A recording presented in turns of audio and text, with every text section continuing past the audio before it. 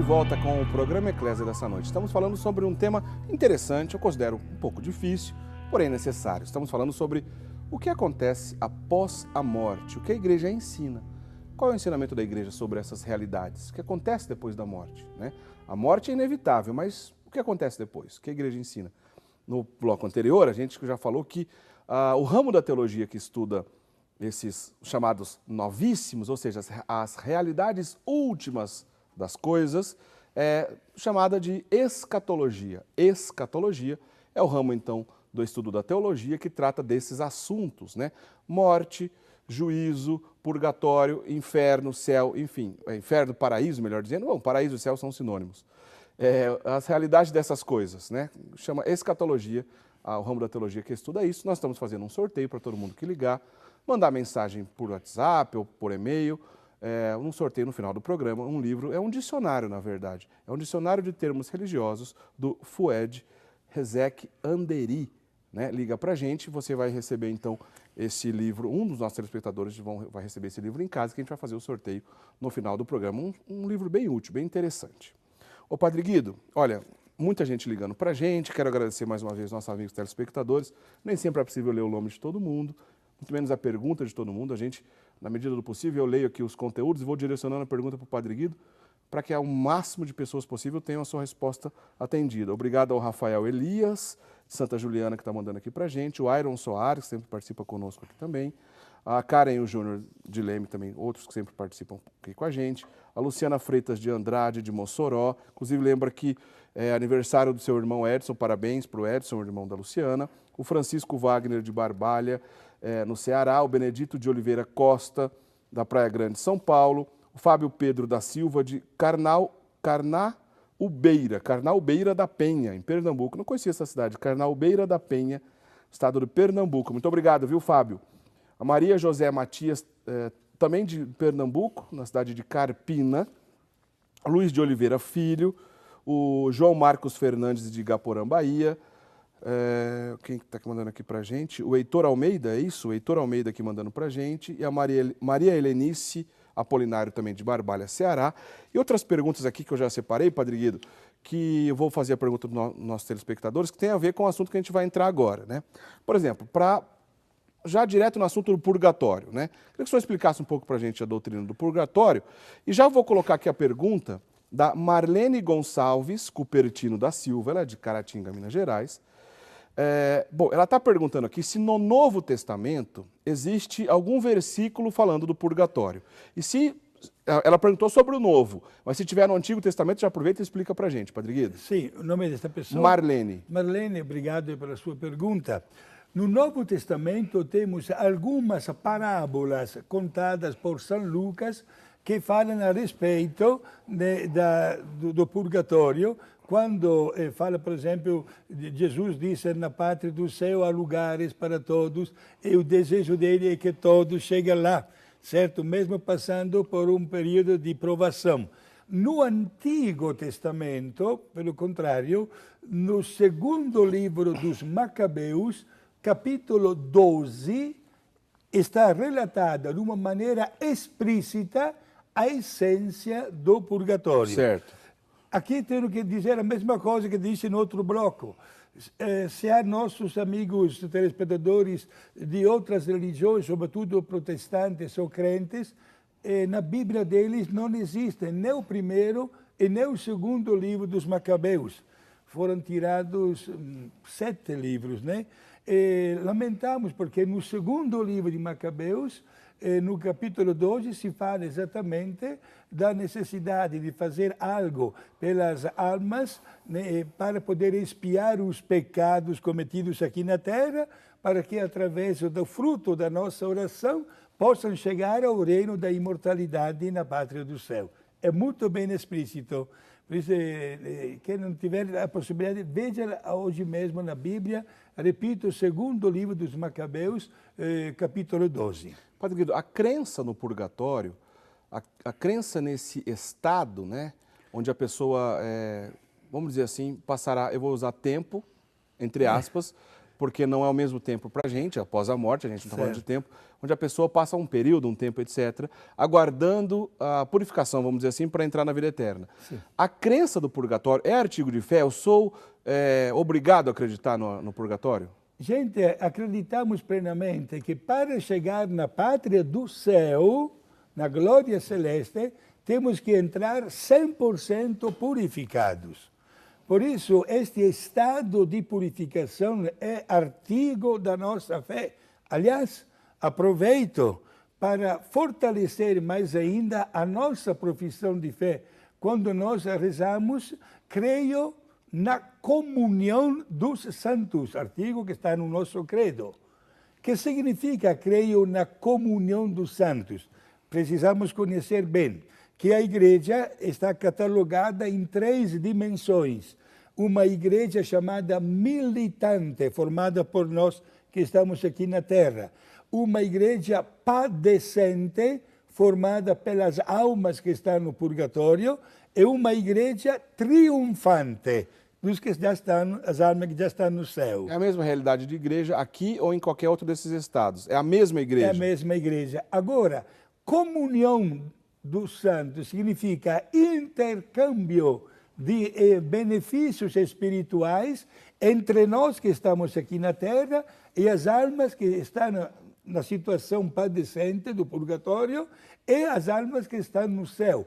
Quando nós rezamos pelas almas, com certeza tantas pessoas estão querendo saber, vale a pena rezar pelas almas? Sim, é artigo de fé, porque nós podemos ajudar as almas do purgatório graças à nossa oração, ao sacrifício da Santa Missa, aos nossos sacrifícios pessoais, às nossas obras de caridade.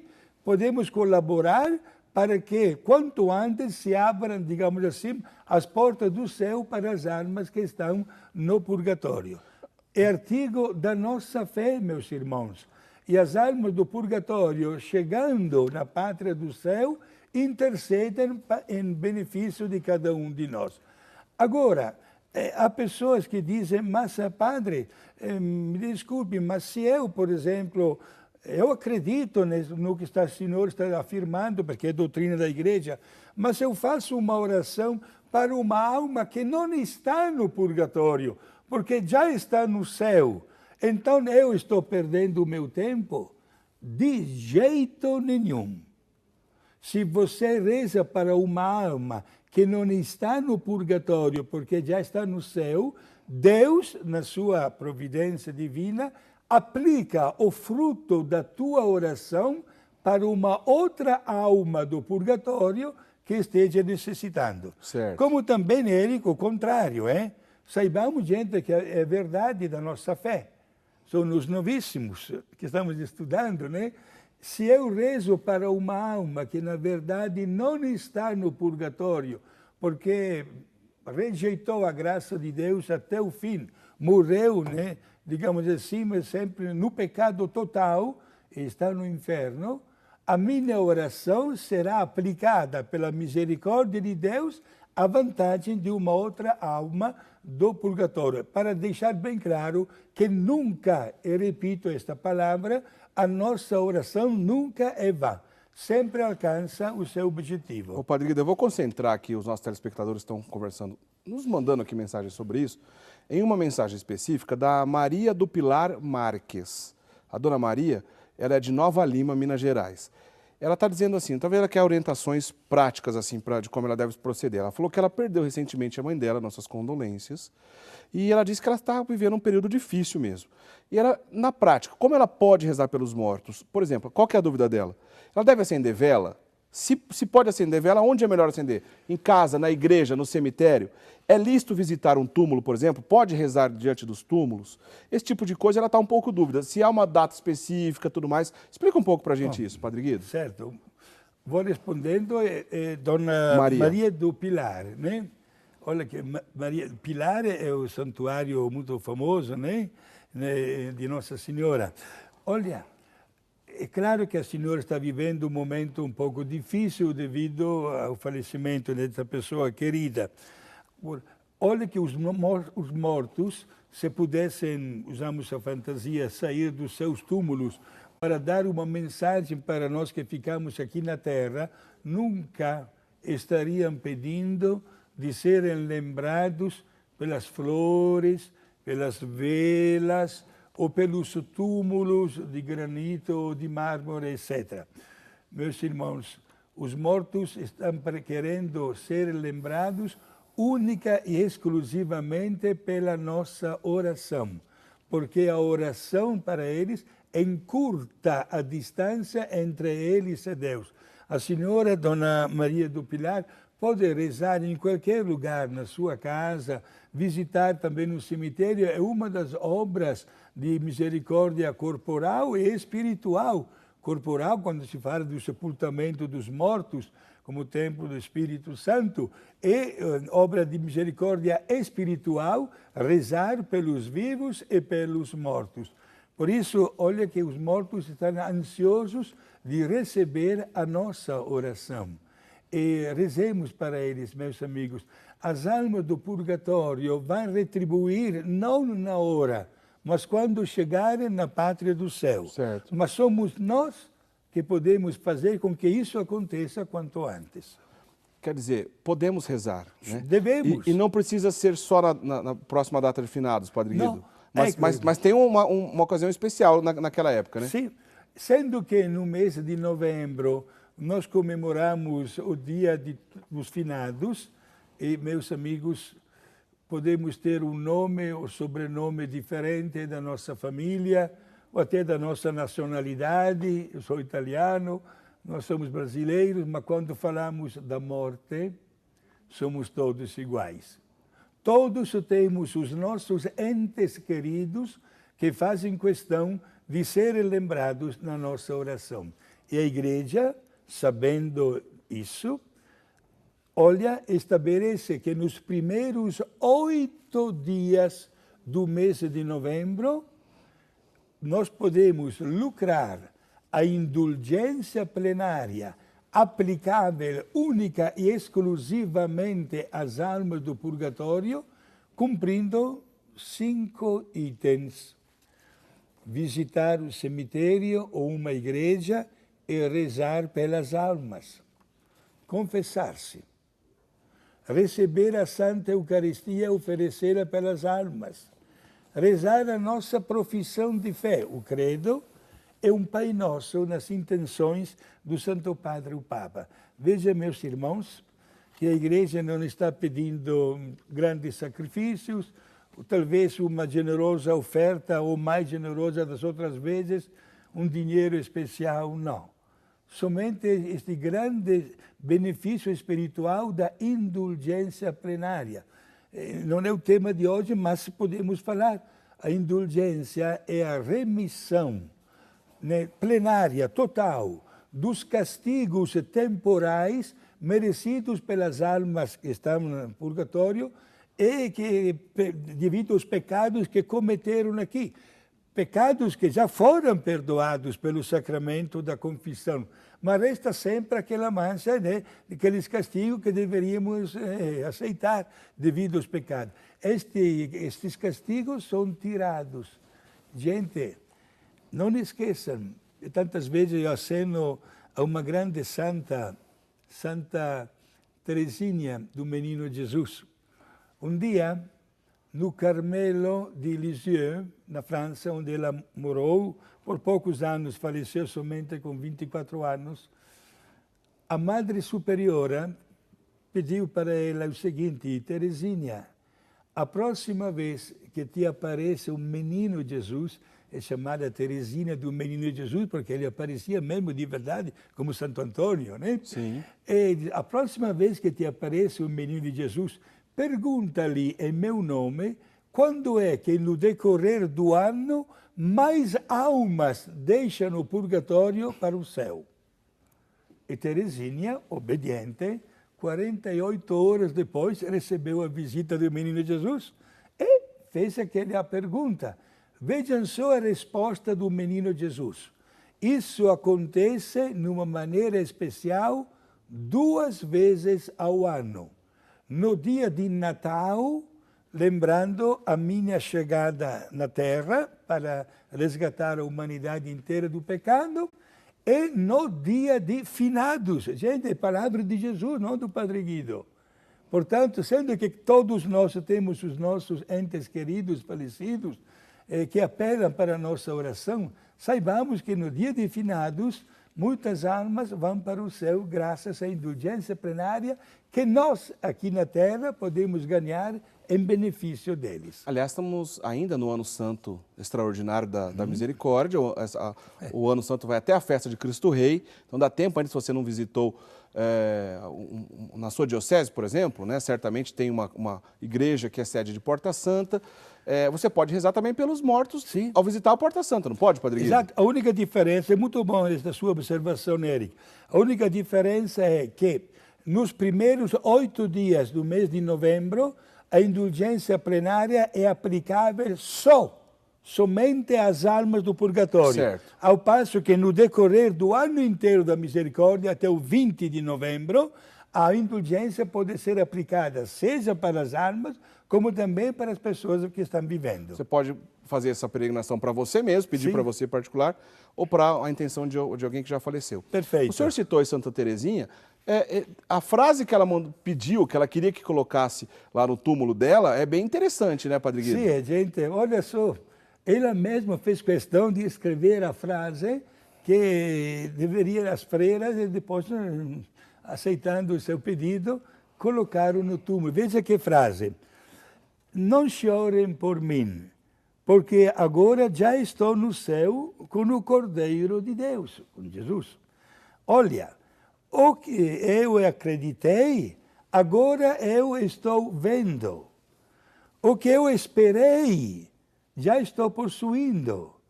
O que eu amei, já estou gozando. Com toda a minha força do meu amor, eu digo para vocês, venham, eu espero por vocês. Que bonito, hein, Padre Guido? Que certeza, né, Padre Guido? Que certeza do céu, bonito, né? Bem legal. Olha, não por acaso que a igreja considera Teresinha, o menino de Jesus, doutora, né? É verdade. Doutora da igreja. Ô, Padre Guido, esse assunto do purgatório sempre é bem interessante, as pessoas mandam bastante perguntas aqui pra gente. Vou resumir aqui em poucas palavras o conteúdo que o Antônio Caires Barbosa, de Presidente Prudente, mandou pra gente, e também o Diego Lima não está dizendo de onde é aqui, mandou um e-mail.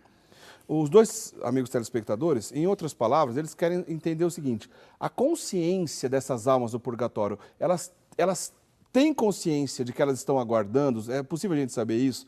Elas podem, elas mesmas lá no purgatório, rezar pela essa purificação para que cheguem no céu? E uma outra coisa ainda, se será possível, quando nós, depois que chegar a nossa vez, cada um de nós, que a morte é inevitável para todos, se quando a gente chegar lá, no céu ou no purgatório, nós vamos reconhecer os entes queridos? Bom, respondo primeiro esta segunda pergunta. Gente, com certeza vamos reconhecer os nossos entes queridos. Agora, não vamos pensar de constituir no paraíso, digamos assim, a família humana como aqui, né? Inclusive teve aquela vez os fariseus que fizeram uma pergunta para Jesus, né? Agora, Jesus respondeu que seremos como anjos, mas é claro que nós vamos nos encontrar com as pessoas que nos precederam na vida eterna e que estão na pátria do céu. As almas que estão no purgatório sofrem, mas o sofrimento não deve ser entendido como um sofrimento físico.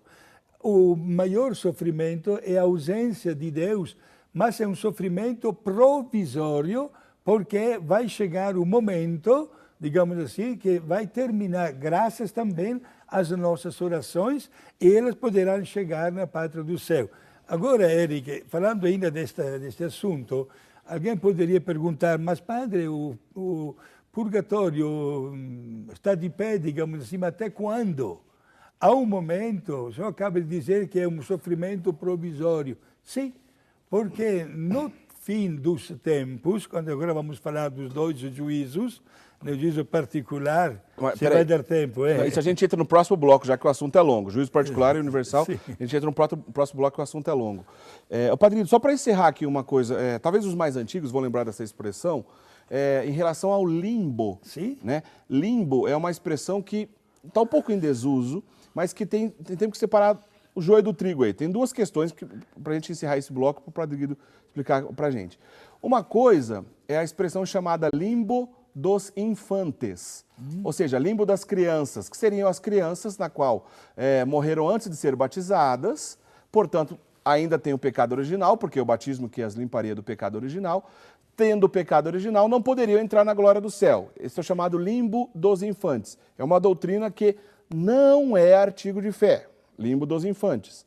E tem uma outra expressão chamada limbo dos patriarcas, dos profetas. Ou dos profetas, limbo dos patriarcas Sim. Ou dos profetas, que seria um lugar ou um estado na qual os justos do Antigo Testamento, na qual morreram antes ainda de Jesus vir à Terra, cumprir toda a sua missão, etc., portanto, não foram remidos do pecado, também não poderiam entrar no céu.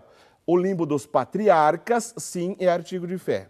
Sim. Tá? Porque naquela expressão que a gente vê no credo, a mansão dos mortos. Sim. A mansão dos mortos se refere a esse espaço, esse lugar na qual Cristo foi até lá redimir aqueles justos que vieram antes dele, na época aqui na história, tá? Padre Guido, limbo dos patriarcas e limbo dos infantes, a gente confunde um pouco. Sim. Um é doutrina da igreja, o outro apenas uma especulação teológica, Padre Guido, podemos chamar assim? Podemos dizer assim. E podemos também dizer, com um verdadeiro otimismo, digamos assim, procuremos evitar, Érica, a palavra lugar, porque nós somos pessoas humanas. É força de expressão, o senhor tem razão, é verdade. É um estado, né? É que todos os profetas, os patriarcas, claro, não receberam o batismo, ficaram no estado do limbo até a chegada do Salvador. E Jesus os levou consigo no céu. Certo. E podemos também, ninguém nos proíbe de pensar nisso, que até os bebês, os infantes, né, que estão no limbo, aguardem, entraremos já no próximo bloco, né, na chamada parousia. Isto é, no dia do julgamento final, sendo que anunciou desde já, terminará o purgatório, terminará também este estado do limbo. Lembrando, então, o limbo dos patriarcas está claro. Os justos do Antigo Testamento, aquelas pessoas que vieram antes de Cristo aqui na Terra, antes da redenção que Cristo operou aqui na Terra. Jesus foi até lá, ou até esse estado, dar a redenção que ele trouxe para todo mundo, inclusive para eles. Isso é a doutrina da igreja. Desceu à mansão dos mortos, a gente reza no credo, isso significa, entre outras palavras, também o limbo dos patriarcas ou limbo dos profetas. Limbo dos infantes não é a doutrina da igreja, tá certo? É uma especulação teológica, né? Não dá para a gente afirmar com certeza que é assim, porém há uma lógica aí também, então a gente não pode excluir totalmente. A verdade é que se houver um estado onde as crianças aguardam o juízo final, sofrendo elas não estão, porque são inocentes, né? Não há pecado de razão entre elas. Padre Guido, esse assunto é interessante. Sim. Pois não, o senhor quer completar? Aguardam exatamente a parousia de final, né? Aqui o grande ensinamento, isto que eu queria dizer, para todas essas pessoas que estão nos ouvindo, assistindo pela televisão, gente, a criança logo que nasce, vamos dar logo a graça de Deus com o batismo. Há pessoas que às vezes deixam o bebê crescer aguardando a chegada do padrinho ou da madrinha que vem de longe. Não, gente. O padrinho e a madrinha podem ser representados por outras pessoas, mas não vamos nunca deixar um bebê crescer sem a graça de Deus. Muito bem. Fica assim então para o próximo e último bloco. O Padre Guido explicar para a gente a diferença entre juízo particular e juízo universal, para a gente encerrar o nosso programa de hoje, que está bem interessante. Esse assunto é rico. Então, já, Padrinho, depois do intervalo, o senhor explica a diferença para a gente. Não sai daí, a gente volta daqui a pouquinho. Até já.